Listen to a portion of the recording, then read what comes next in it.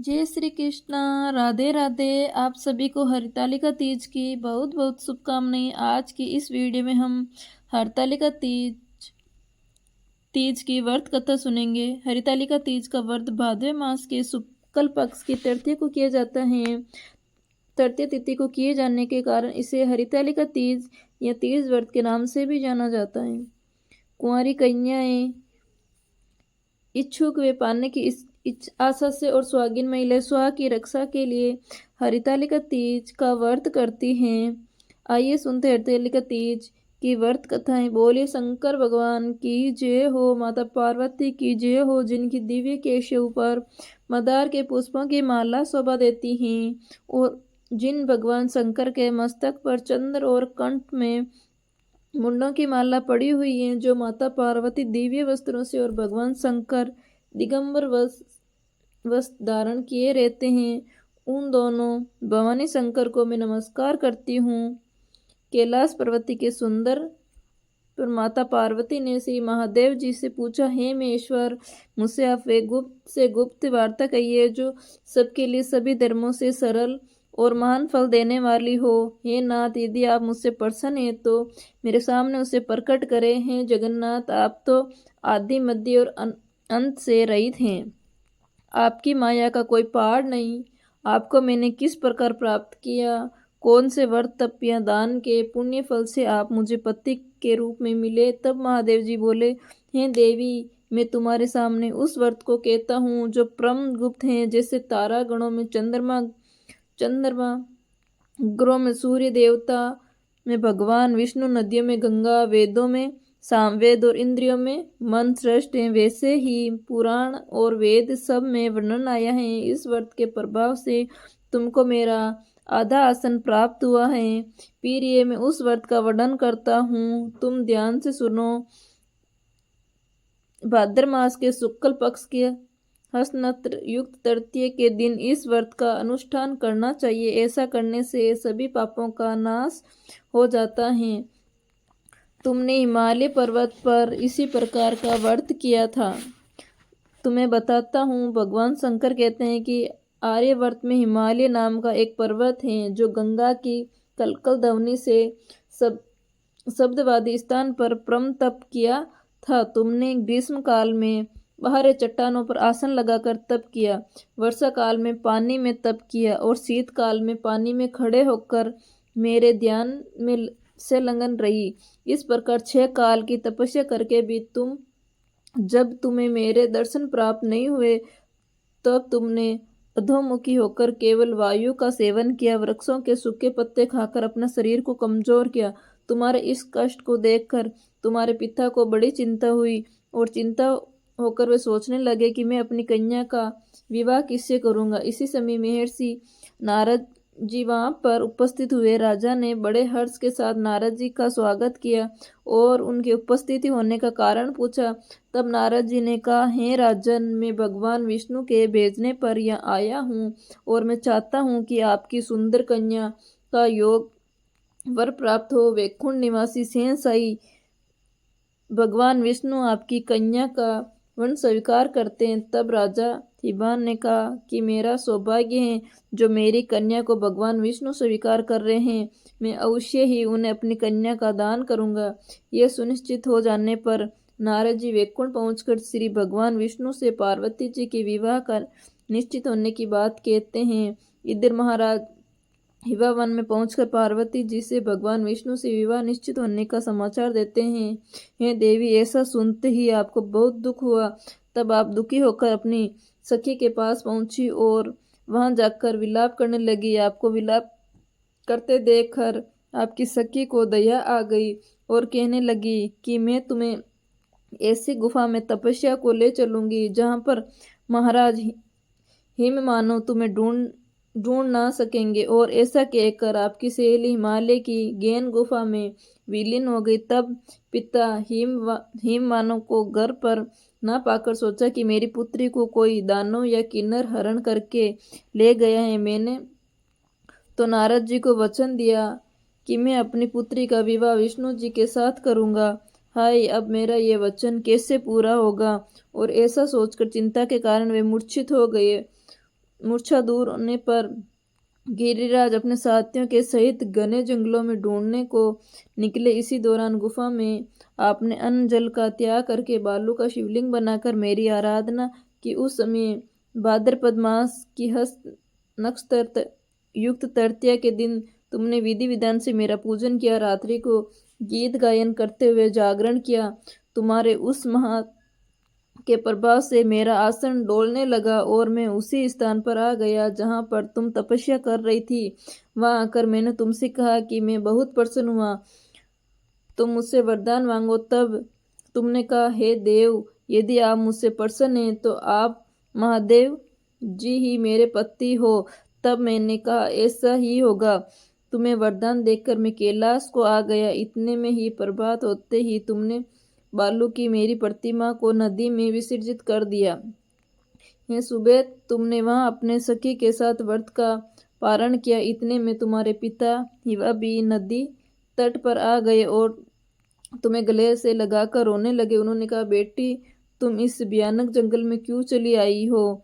यहाँ पर तो बहुत ही शिव व्याघ्र आदि जानवर रहते हैं, क्या तुम्हें डर नहीं लगता?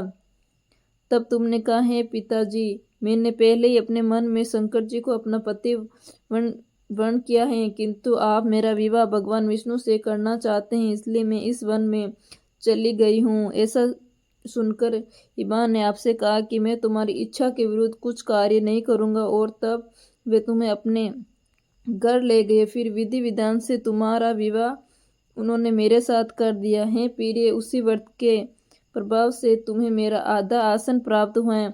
पार्वती देवी कहने लगी, हैं महादेव जी, इस व्रत का नाम हरितालिका क्यों पड़ा, ये भी बताने की कृपा करे। तब महादेव जी ने कहा, हे देवी, तुम्हारी सखी तुम्हारा हरण करके ले गई थी, इसी कारण इस व्रत का नाम हरितालिका पड़ गया। तब पार्वती जी ने कहा, हे स्वामी, आपने व्रतराज का नाम जो कि हरितालिका तीज के वे तो बता दिया, परंतु मुझे हरितालिका तीज व्रत की विधि और फल का भी वर्णन करे। तब भगवान शंकर जी बोले कि स्त्री जाति के अति उत्तम व्रत हरितालिका तीज व्रत की विधि भी सुनिए। सौभाग्य की इच्छा रखने वाली स्त्रियां इस व्रत को विधि पूर्वक करें। केले के स्तंभों से मंडप बनाकर उसे बनवार से संसो करे, शंख भरी मृदंग आदि बजाई विधि पूर्वक मंगलाचार करके श्री गौरी शंकर की बालू निर्मित प्रतिमा स्थापित करे। फिर भगवान शिव की, माता पार्वती की गद धूप पुष्प आदि से पूजा करे, अनेक नैवेद्य का भोग लगाए और रात्रि में जागरण करे। पूजन करने के बाद प्रार्थना करे, कल्याण स्वरूप शिव हैं, मंगल रूप शिव, आपको नमस्कार है। सिंहवाणी में सांसारिक भय से व्याकुल हूँ, मेरी रक्षा करो। हैं माता पार्वती, आप मेरे ऊपर प्रसन्न होकर मुझे सुख और सौभाग्य प्रदान करो। इस प्रकार विधि विधान से हरितालिका तीज का व्रत करने से सभी पाप नष्ट हो जाते हैं। बोले शंकर भगवान की जय हो, माता पार्वती की जय हो। एक समय की बात है, भगवान शंकर ने सोचा कि बहुत दिन हो गई, हम पृथ्वी लोक में घूमने नहीं गए, चलो आज वहीं पर घूम कर आते हैं। तब भगवान शंकर माता पार्वती और नारद जी को साथ लेकर पृथ्वी लोक पर पहुंचे। चलते चलते एक गांव में पहुंच गए। जब उनके आगमन का समाचार सुना तो गांव की श्रेष्ठ कुलीन स्त्रियां उनके स्वागत के लिए स्वादिष्ट भोजन बनाने लगी, लेकिन भोजन बनाते बनाते उन्हें काफी समय लग गया। अभी भी भोजन बना ही रही थी। साधारण कुल की स्त्रियां पहले की थालियों में हल्दी और अक्षत लेकर पूजन के लिए पहुंच गई। पार्वती जी ने उनकी पूजा भाव को स्वीकार किया और सारा सुहाग रस उन पर छिड़क दिया। वे अटल सुहाग प्राप्ति का वरदान लेकर वहां से लौट गई। उसके बाद उच्च कुल की स्त्रियां बहुत सारे पकवान लेकर विधि विधान से माता गौरी की, भगवान शंकर की पूजा करने पहुंची। तब उन्हें देखकर भगवान शंकर पार्वती जी से कहने लगे, हे देवी, तुमने सारा सुहाग रस तो साधारण कुल की स्त्रियों को दे दिया, अब इन्हें क्या दोगी? तब पार्वती जी कहने लगी, प्राणनाथ, आप इनकी चिंता ना करें। उन स्त्रियों को मैंने केवल ऊपरी पदार्थों से बना रस दिया, परंतु मैं इन स्त्रियों को अपनी उंगली चीर कर अपने रक्त का सुहाग रस दूंगी, और ये सुहाग रस जिसके भाग्य में पड़ेगा वे तन मन से मुझ जैसी सौभाग्यशालिनी हो जाएगी।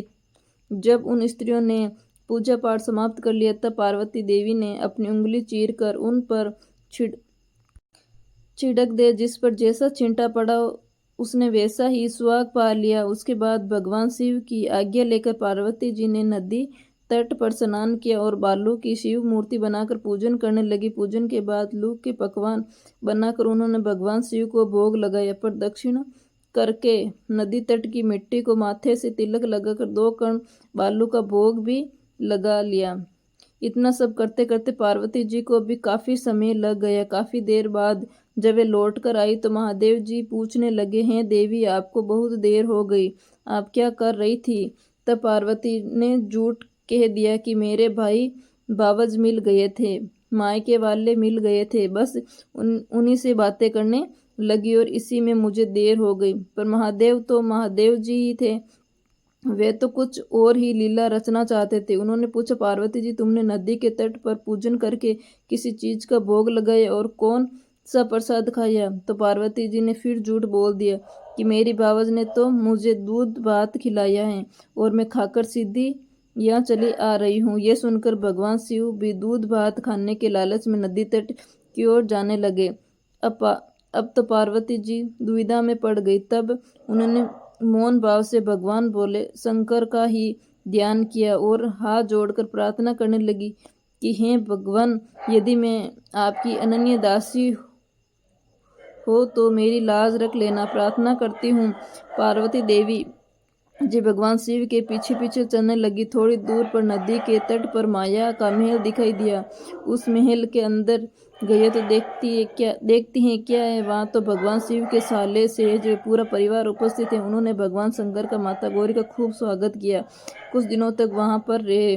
फिर पार्वती जी ने भगवान शिव से चलने को कहा, लेकिन शिव जी तो चलने को तैयार ही नहीं। कहने लगे कि अभी क्या जल्दी है, अभी थोड़े दिन और रुक जाते हैं। तब जब पार्वती देवी रूठ गई और अकेली वहां से चल दी, अब भगवान शिव को भी माता पार्वती के साथ चलना पड़ा। नारद जी भी साथ साथ चल दिए। चलते चलते बहुत दूर आ गए। उस समय भगवान सूर्य अपने धाम को पधारे थे। तब अचानक से भगवान शंकर पार्वती देवी से बोले, अरे मैं तो तुम्हारे मायके में अपनी माला ही भूल आया हूँ, चलो ठीक है मैं लेकर आता हूँ। तब पार्वती जी कहने लगी, रुकिए भगवान, मैं ले आती हूँ। जाने को तैयार हो गई, लेकिन भगवान शंकर कहने लगे, रुकिए देवी, नारद जी हैं, नारद जी ले आएंगे। अब नारद जी माला लेने पहुंचे। वहां पहुंचे तो नारद जी को कोई महल नजर नहीं आया। दूर दूर तक जंगल ही जंगल था। हिंसक पशु उसमें विचर रहे थे। नारद जी इधर उधर भटकने लगे और सोचने लगे कि कहीं किसी गलत स्थान पर तो नहीं आ गया।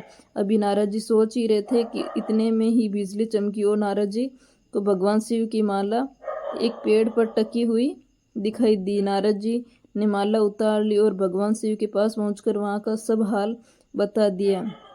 तब भगवान शिव हंसकर कहने लगे, नारद जी, ये सब तो पार्वती देवी की लीला है। तब पार्वती देवी कहने लगी, नहीं भगवान, मैं किस योग्य हूँ? अब नारद जी सिर झुकाकर कहने लगे, माता, आप पतिव्रता में सर्वश्रेष्ठ हो, आप सौभाग्यवती, समाज में आदि शक्ति हो। ये सब आपके पतिव्रता धर्म का ही प्रभाव है। संसार की स्त्रियां आपके नाम स्मरण मात्र से अटल सौभाग्य प्राप्त कर सकती हैं, समस्त सिद्धियों को बना और मिटा सकती हैं। आपके लिए ये काम करना भला कौन सी बड़ी बात है? नारद जी ने आगे कहा कि महामाया गोपिनी पूजन सबसे अधिक शक्तिशाली और सार्थक होता है। आपकी भावना और चमत्कार पूर्ण शक्ति को देखकर मुझे बड़ी प्रसन्नता है और मैं आपको आशीर्वाद रूप कहता हूँ कि जो भी स्त्री इस तरह गुप्त रूप से पति का पूजन करके मंगल कामना करेगी, उससे महादेव जी की कृपा से दीर्घायु वाले पति का संग मिलेगा। बोलिए शंकर भगवान की जय, माता पार्वती की जय। बहुत समय पहले की बात है। एक गांव में एक देवरानी जेठानी रहती थी। जेठानी तो बहुत पैसे वाली अमीर थी, लेकिन देवरानी बहुत गरीब थी। देवरानी भगवान शिव की माता पार्वती की परम भक्ति करती थी।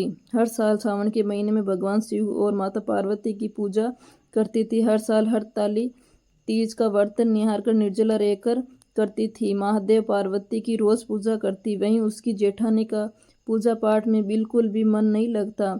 वे तो गांव की औरत के साथ बैठी रहती और इधर उधर की बातें करती। साथ ही अपनी देवरानी को भी कहा करती, कहाँ तुम सारा दिन इस पूजा पाठ में लगी रहती हो, कभी मेरे साथ गांव में निकला करो, तुम्हें भी पता चलेगा आजकल आजकल चल क्या रहा है। लेकिन देवरानी कह देती कि नहीं दीदी, मेरा मन इन सब बातों में नहीं लगता, मुझे तो पूजा पाठ करने में ही असीम सुख की प्राप्ति होती है। देवरानी की पूजा भक्ति को देखकर गांव के सभी लोग उससे प्रभावित थे, उसकी प्रशंसा करते थे और ये देखकर जेठानी को बिल्कुल भी अच्छा नहीं लगता था।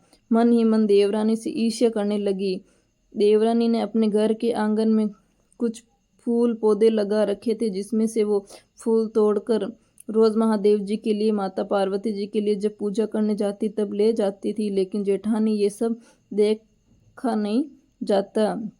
उसने क्या कि देवरानी के उठने से पहले ही उसके आंगन के फूलों को तोड़ना शुरू कर दिया। वे सुबह उठती और सारे फूल तोड़कर जमीन पर गिरा देती, फिर मन में सोचती अब देखती हूँ क्या लेकर जाएगी पूजा करने के लिए। लेकिन देवरानी किसी से कुछ भी नहीं कहती। वो फूलों की पत्तियों को जमीन पर पड़ी हुई थी, उन्हें ही समेट कर उन्हें धोकर अपनी पूजा की थाली में रख लेती और मंदिर में चली जाती। एक दिन की बात है, देवरानी हरतालिका तीज का व्रत कर घर का सारा काम करके जब वे पानी लेने जाने लगी तो जेठानी कहने लगी कि मैं भी तेरे साथ चलूंगी। उस गांव के लोगों को पीने का पानी भरने के लिए गांव से बाहर जाना पड़ता था। अब दोनों देवरानी जेठानी पानी भरने के लिए जाने लगी। ऊपर कैलाश पर्वत से माता पार्वती बेटी सब देख रही थी। माता पार्वती जी ने शंकर भगवान से कहा, हे महादेव जी, पृथ्वी पर हमारी एक भक्त हैं, बहुत पूजा पाठ करती हैं, उसकी परीक्षा करना चाहती हूँ। आज उसका हरतालिका तीज का व्रत है। तब महादेव जी ने कहा, चलो प्रिय, देर किस बात की। अब महादेव जी पार्वती जी ने एक बुजुर्ग ब्राह्मणी दंपति का वेश बनाया और उनके रास्ते में आकर बैठ गई। देवरानी जेठानी जब दोनों पानी भरकर लौट रही थी तो ब्राह्मणी दंपति ने उनसे पीने का पानी मांगा तो जेठानी ने तो पानी पिलाने से मना कर दिया। कहने लगी, इतनी दूर जाकर पानी भर कर लाए, अब तुम्हें पिला दूंगी तो मुझे फिर से जाकर दोबारा पानी भरकर लाना होगा। लेकिन देवरानी ने उन्हें पानी पिला दिया। तब ब्राह्मण कहने लगी कि बेटी, हमारी झोंपड़ी यहीं पास में है, अगर तुम्हारे पास थोड़ा अधिक पानी है तो हमारी झोंपड़ी में, हमारे मटके में भी एक गड़ा पानी भर दो। दूर देश से आए हैं, तीर्थ यात्रा को जा रहे हैं, इस गांव में कुछ दिन तक रुकेंगे और देखो हमारी इतनी उम्र हो गई है कि इतनी दूरी से पानी भरकर लाना हमारे लिए संभव नहीं है। तब देवरानी कहने लगी, कोई बात नहीं बाबा, आप चिंता मत करो, मैं रोज एक मटका पानी आपकी झोंपड़ी में भी भर दिया करूंगी। अब जेठानी देवरानी को देखकर ताने मारने लगी, कहने लगी, ये धन धर्म कर्म का काम तुम ही करो, मुझसे तो इतनी भलाई किसी की होती नहीं है, मुझसे तो मेरे घर का काम निमट टूरी सेवा करे, मैं तो घर जा रही हूँ। इतना कहकर जेठानी वहां से चली गई। देवरानी ने उनकी झोंपड़ी में जाकर एक मटका पानी का भरा दोबारा से पानी भरकर लाई और फिर अपने घर गई। इस तरह से उससे घर जाने में बहुत देर हो गई। घर जाकर उसके पति ने पूछा कि क्या बात है, तुम इतनी देर कैसे हो गई, देखो तो जरा, भाभी तो कब से आ गई हैं। तब उसने सारी बात बता दी। तो वे रोज एक मटका पानी बूढ़े ब्राह्मण देवती की झोंपड़ी में भी भरकर रखने लगी। धीरे धीरे कुछ दिन बीत गए। दिन दोनों देवरानी जेठानी पानी भरकर घर जा रही थी तो रास्ते में वही ब्राह्मण दंपति उन्हें बैठे मिले। देवरानी से कहने लगे, बेटी, तुमने हमारी बहुत सेवा की, अब हम वापस अपने गांव को जा रहे हैं, लेकिन जाने से पहले हम तुम्हें कुछ देना चाहते हैं, तुम हमारी झोंपड़ी में चलो।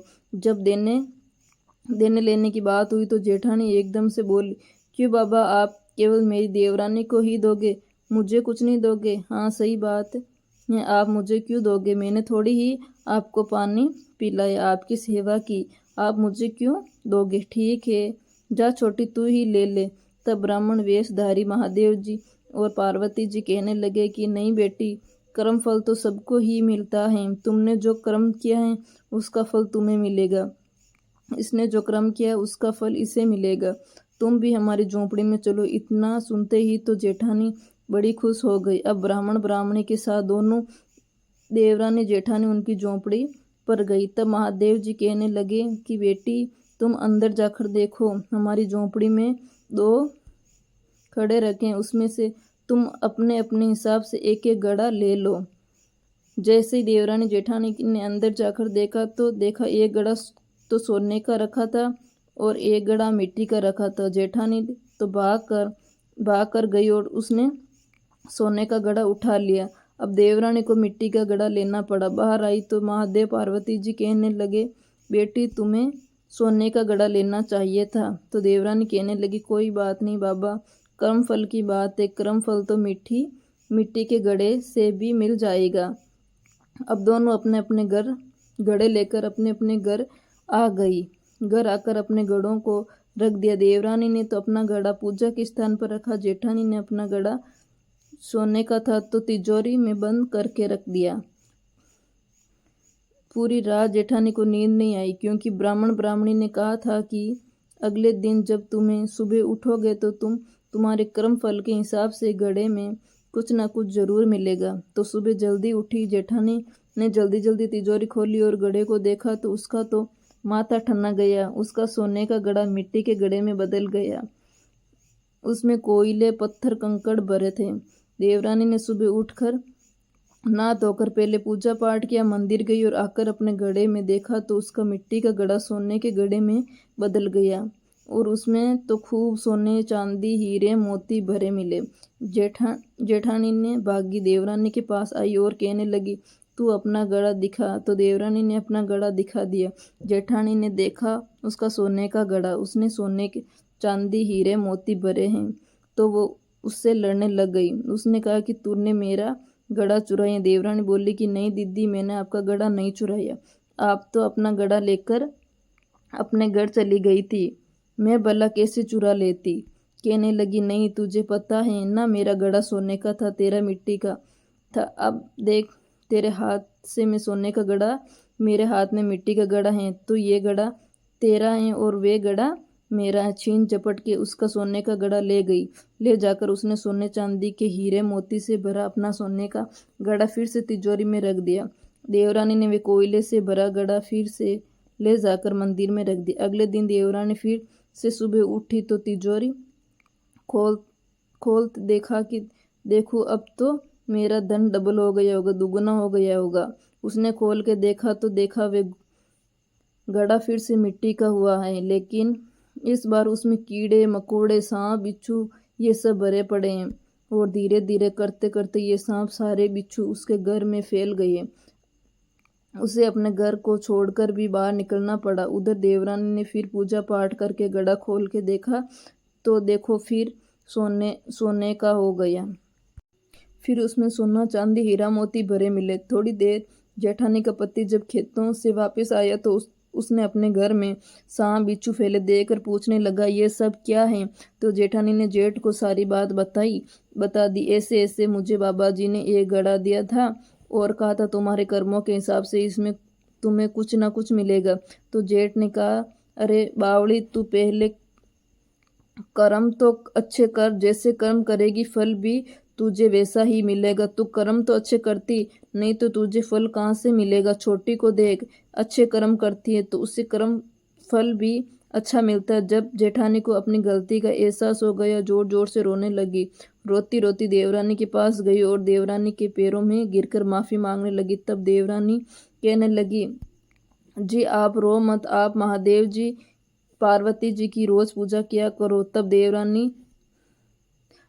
देवरानी जेठानी शंकर जी पार्वती जी से महादेव जी से प्रार्थना की। तो देवरानी की प्रार्थना सुनकर शंकर जी ने अपनी माया जो सांप बिच्छू के रूप में जेठानी के घर फैली हुई थी समेट ली। जेठानी का घर फिर से पहले जैसा हो गया। अब तो देवरानी जेठानी दोनों मिलकर रोज भगवान शंकर की माता पार्वती की पूजा करने लगी, रोज मंदिर जाने लगी, व्रत उपवास करने लगी। माता पार्वती की कृपा से देवरानी जेठानी को अखंड सौभाग्य होने का वरदान मिला।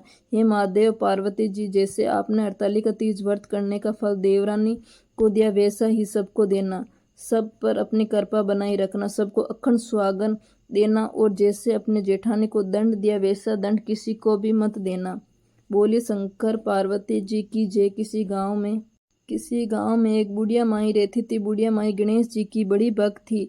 रोज गणेश जी की मूर्ति को मिट्टी से बनाती और उसकी पूजा करती, लेकिन उसके साथ एक समस्या थी। रोज गणेश जी की मूर्ति मिट्टी से बनाती थी और पूजा करती थी तो उसके गणेश जी रोज गल जाते। जैसे ही वे उन पर पानी डालती, गणेश जी पानी में बह जाते। इस बात से बुढ़िया माई बड़ी दुखी होती, लेकिन घर की क्या सकती थी। वे रोज गणेश जी की मूर्ति बनाती रही और पूजा करती रही। एक दिन की बात है, उसके पड़ोस में एक सेठ जी का मकान बन रहा था।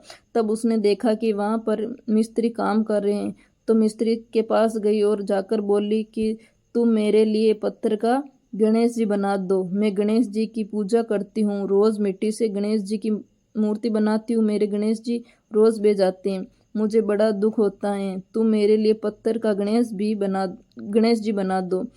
तब मिस्त्री कहने लगे कि बुढ़िया माई, इतना तुम्हारे पत्थर का गणेश जी बनाएंगे, इतने में तो हम बहुत काम कर लेंगे, पूरी दीवार पूरी कर देंगे। जाओ, हमारे पास इतना समय नहीं है कि तुम्हारी गणेश जी बनाई। मिस्त्री की बात सुनकर बुढ़िया माई को बहुत बुरा लगा। उदास होकर वे अपने घर चली गई। बुढ़िया माई को उदास देखकर, अपने भक्त का ऐसा निरादर देखकर गणेश जी भगवान को क्रोध आ गया और सेठ की दीवार टेढ़ी हो गई। जब मिस्त्रियों ने दीवार बनाई तो देखा दीवार तो टेढ़ी है। उन्होंने दीवार गिरा दी, फिर से बनाने लगे। बार बार बनाते रहे, लेकिन जैसे ही दीवार बनाते दीवार टेढ़ी हो जाती तो मिस्त्री को भी हैरानी होने लगी। ये सब क्या हो रहा है। करते करते शाम हो गई, लेकिन दीवार पूरी ना हुई। शाम को सेठ जी आए तो आकर देखते हैं कि आज कुछ भी काम नहीं हुआ। तो आकर मिस्त्री से बोले कि आज तुमने कुछ भी नहीं किया। तब मिस्त्री ने सारी बात बता दी। कहने लगे, सेठ जी, हम तो सुबह से दीवार बना रहे हैं, लेकिन जैसे ही दीवार पूरी करते हैं दीवार टेढ़ी हो जाती, पता नहीं क्या हो रहा है। तो सेठ जी ने पूछा कि आज सारे दिन में क्या क्या हुआ, मुझे सब बताओ। तब मिस्त्री कहने लगे कि एक बूढ़ी आई थी, वे कह रही थी कि मेरे गणेश जी बना दो। पत्थर के हमने नहीं बनाए तो और कह दिया कि इतने में हम तुम्हारे पत्थर के गणेश जी बनाएंगे, इतने में तो दीवार पूरी कर लेंगे। बस बुढ़िया माई के जाते ही हमारी दीवार टेढ़ी होने शुरू हो गई। तो सेठ जी समझ गए कि ये तो गणेश जी का दोष लग गया। सेठ जी बुढ़िया माई के घर गए, जाकर बोले कि बुढ़िया माई, हम तुम्हारे सोने का गणेश जी खड़ा कर देंगे, बस तुम हमारी दीवार सीधी कर दो। गणेश जी से प्रार्थना करो कि वे हमसे नाराज ना हो। देखो तो जरा, गणेश जी के रुष्ट होने से हमारा सारा काम वहीं का वहीं अटका पड़ा है, दीवार भी नहीं बन रही। तब बुढ़िया माई सेठ जी के मकान पर गई और उसने गणेश जी भगवान से प्रार्थना की, हे गणेश भगवान, आप इनसे रुष्ट ना हो। तब गणेश जी भगवान बुढ़िया माई की प्रार्थना स्वीकार करते हैं और सेठ की दीवार सीधी हो जाती है। अपने के अनुसार सेठ जी बुढ़िया माई की को सोने के गणेश जी बनवा कर देते हैं। गणेश जी की भगवान से आपने बुढ़िया माई की प्रार्थना स्वीकार की, जैसे बुढ़िया माई की मनोकामना पूरी की, ऐसे ही सबकी करना। और जैसे आप सेठ जी से रूठे, ऐसे किसी से भी मत रूठना।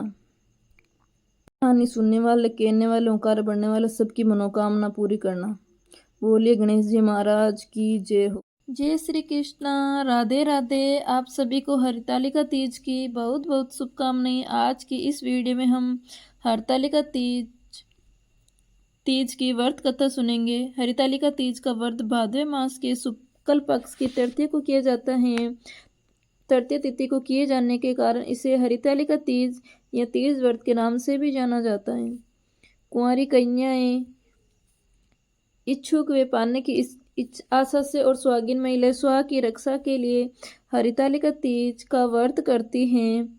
आइए सुनते हरितालिका तीज की व्रत कथाएं। बोलिए शंकर भगवान की जय हो, माता पार्वती की जय हो, जिनकी दिव्य केशों पर मंदार के पुष्पों की माला शोभा देती हैं और जिन भगवान शंकर के मस्तक पर चंद्र और कंठ में मुंडों की माला पड़ी हुई है, जो माता पार्वती दिव्य वस्त्रों से और भगवान शंकर दिगंबर वस्त्र धारण किए रहते हैं, उन दोनों भवानी शंकर को मैं नमस्कार करती हूँ।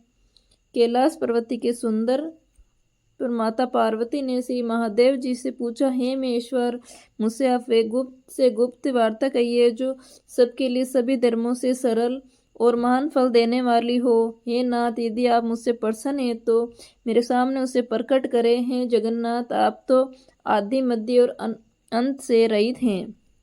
आपकी माया का कोई पार नहीं। आपको मैंने किस प्रकार प्राप्त किया? कौन से व्रत तप या दान के पुण्य फल से आप मुझे पति के रूप में मिले? तब महादेव जी बोले, हे देवी, मैं तुम्हारे सामने उस व्रत को कहता हूँ जो परम गुप्त हैं, जैसे तारा गणों में चंद्रमा, ग्रहों में सूर्य देवता, में भगवान विष्णु, नदियों में गंगा, वेदों में सामवेद और इंद्रियों में मन श्रेष्ठ हैं, वैसे ही पुराण और वेद सब में वर्णन आया है। इस व्रत के प्रभाव से तुमको मेरा आधा आसन प्राप्त हुआ है। फिर ये मैं उस व्रत का वर्णन करता हूँ, तुम ध्यान से सुनो। भाद्र मास के शुक्ल पक्ष के हस्त युक्त तृतीय के दिन इस व्रत का अनुष्ठान करना चाहिए। ऐसा करने से सभी पापों का नाश हो जाता है। तुमने हिमालय पर्वत पर इसी प्रकार का व्रत किया था। तुम्हें बताता हूँ, भगवान शंकर कहते हैं कि आर्यवर्त में हिमालय नाम का एक पर्वत है जो गंगा की कलकल ध्वनि से शब्दवादी स्थान पर परम तप किया था। तुमने ग्रीष्म काल में बाहर चट्टानों पर आसन लगाकर तप किया, वर्षा काल में पानी में तप किया और शीतकाल में पानी में खड़े होकर मेरे ध्यान में से लंगन रही। इस प्रकार 6 काल की तपस्या करके भी जब तुम्हें मेरे दर्शन प्राप्त नहीं हुए, तब तुमने अधोमुखी होकर केवल वायु का सेवन किया, वृक्षों के सूखे पत्ते खाकर अपना शरीर को कमजोर किया।